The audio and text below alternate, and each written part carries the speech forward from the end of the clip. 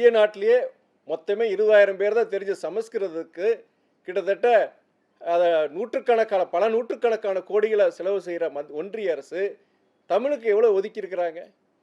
அதில் வந்து 10ல் காவாசி கூட கிடையாது. தமிழுக்கு மாத்திரம் கிடையாது, எந்த மொழிக்கு அது ஒதுக்குறது கிடையாது. நீங்கள் வந்து அதாவது அவங்களுடைய நோக்கமே என்னென்னா, இன்னொன்று இந்த மொழி பிரச்சனை இன்னொன்று சொல்கிறேன் நான்.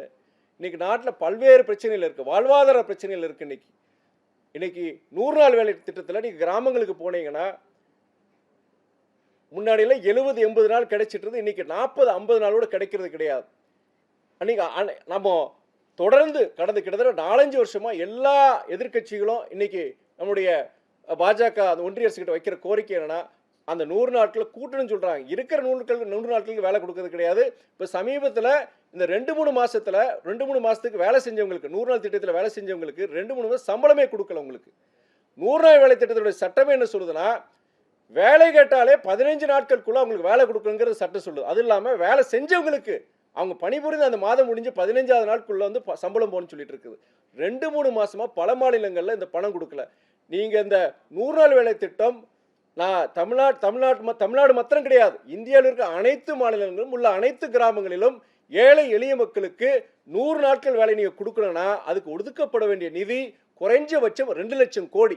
ஆனால் ஒன்றிய அரசு ஒதுக்குறது வெறும் 86,000 கோடி தான். போன இந்த 2024-25க்கு 86,000 கோடி ஒதுக்குறாங்க.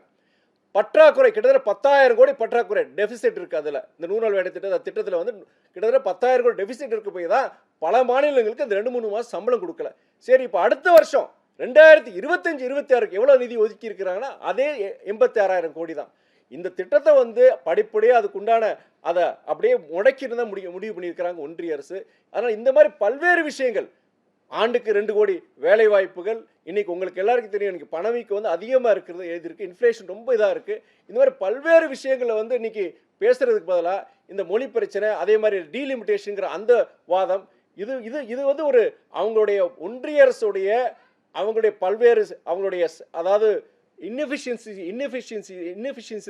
மறைக்கிறதுக்காண்டியே இந்த மாதிரி போன்ற விவாதங்களை கொண்டு வராங்கன்னு என்னுடைய குற்றச்சாட்டு.